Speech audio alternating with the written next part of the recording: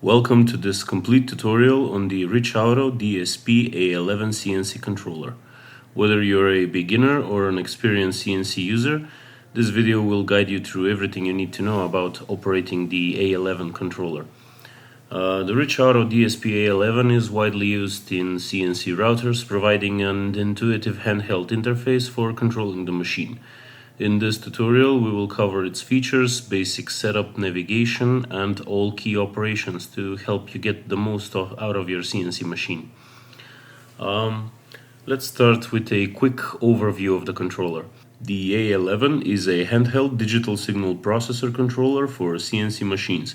It does not require a PC connection and it operates independently. It features a monochrome screen with an easy-to-use and reliable button interface, and it supports USB 2.0 flash drives for file transfers and G-code programs, providing precise manual control over the machine's movements and all of its operations. We can begin by turning on the machine, which in turn powers on the controller. After the power-up sequence, we're greeted with a notification stating that the Richauto system is loading. After it's done, the controller displays a few options for the homing sequence, which must be performed after each startup of the machine. The options are all-axis home, Z-home only, and non-axis home. The first option initiates the homing sequence for all of the axes at the same time. The second option, Z-home only, activates only the Z-axis, and the final option, non-axis home, skips the homing sequence altogether. What we need to do is to select the option all-axis home, and we can do this by navigating the selection bar with the X plus and X minus buttons and pressing the green button origin OK.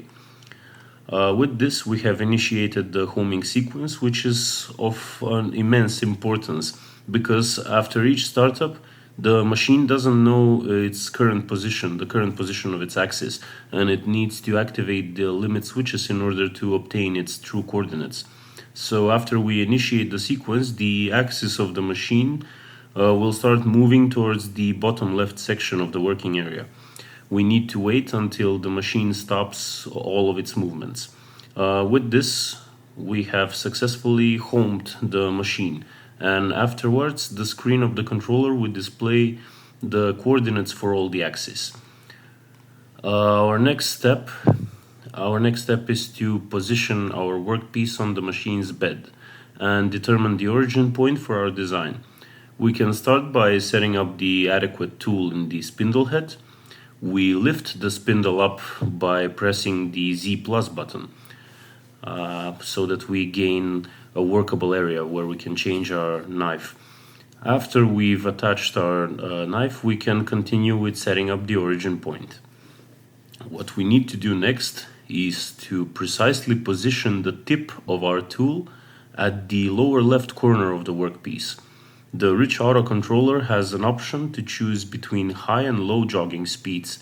If we press the button high/low, we can notice on the screen right next to the coordinates for the Z-axis that the letter in front of SP or speed changes between F and L, or fast speed and low speed. With this option, we regulate the jogging speed of the axis, and it's useful to use the low speed setting when we want to precisely position our tool, which is exactly what we need to do. So after we've positioned the tool, we can continue with setting up the origin point.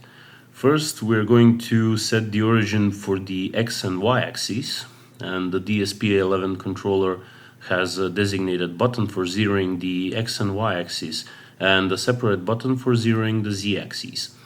Once the tool is in position, we press and hold the on/off button, and at the same time we press the XY towards 0 button. With this, we can notice that the coordinates on the display for the X and Y axes have changed into zeros. This means that we have successfully set up the origin point for the X and Y axes. Our next step is to set the origin point for the Z axis. If our machine has a vacuum bed, we need to activate the vacuum pumps before we set the origin for our z-axis, because the vacuum itself will pull the workpiece downwards for a millimeter or more. After we activate the vacuum pumps, we need to reposition the spindle head away from the corner and set the origin point for the z-axis. We can do this manually or by using the probe, which automatically determines the height of our tool. If we want to set it up manually, we need to set the jogging speed to low, and we need to position the tip of the tool on the surface of the material so that it barely touches it. After it's in position, we need to press and hold the on/off button and the Z towards 0 button. With this, the value on the screen for the z-axis will change to 0, and we have successfully set up the origin point for the z-axis while using the manual method. We can also use the probe to determine the origin for our z-axis, and we do this by lifting the axis so that we can place and hold the probe right below it. We need to position and hold it firmly right beneath the tool itself.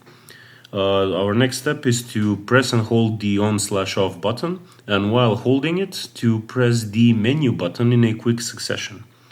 With this, the z-axis will start moving downwards automatically, and it won't stop until the tool reaches the probe.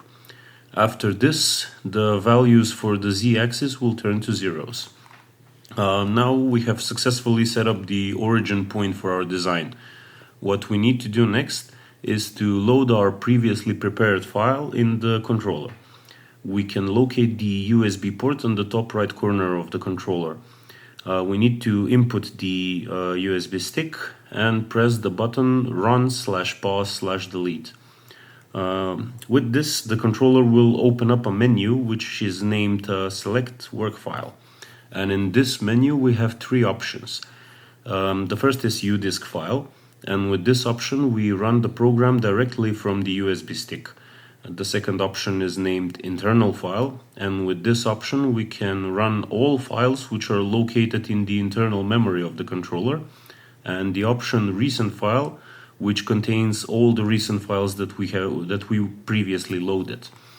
We will select the option UDisk file, and from the newly opened window we need to locate and select our G-code by pressing the green button origin/OK. With this, the controller has loaded our file, and what we need to do next is to set up the speed parameters for it. The controller opens up a new window named Set Work Parameters, and in this window we have options for work speed, for fast speed, and speed scale. The work speed refers to the feed rate of the spindle, or how fast the tool moves while it's engaged with the workpiece and is removing material. The fast speed refers to the speed with which the machine will move while it's out of the material and it's not cutting through any of the vectors. We can change the values for these parameters by pressing the button run/pause/delete and using the numbers to input our desired value. After we are done, we press the green origin/OK button to save the changes. The only remaining thing to do is to press the green button origin OK to start the manufacturing process. The controller issues a 3-second countdown and it begins the production. If we wish to pause the process, we can press the run/pause/delete button and the machine stops its movements. To continue, we press the same button once more. The DSP-A11 controller offers us the option to completely stop the work and make a breakpoint from which we can resume working at any other time. We can do this while the machine is running by pressing the yellow stop/cancel button, after which the controller will ask us if we want to save this break. If we select the option Save Break, the controller loads up a list with coordinates, and we need to locate an empty slot, position our selection tool on the empty slot, and press the green origin/OK button to save it. Now the machine remembers the point at which it stopped working, and we can continue from where we left off by selecting the same breakpoint from the list.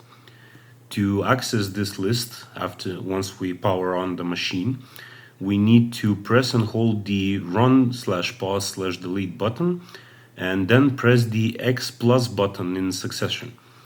After this, the controller opens up the list with previously saved breakpoints. We locate our saved point and select it by pressing the green/OK origin/OK button. After the machine has finished the production, we can return the axes to the previously set up origin point by pressing the green origin/OK button. This concludes our comprehensive tutorial on the Richauto DSP-A11 controller. With this knowledge, you should be able to confidently operate your CNC machine and optimize your workflow and achieve precise machining results. I hope you found this tutorial helpful, and I want to thank you all for watching. I will see you all in another video. Bye!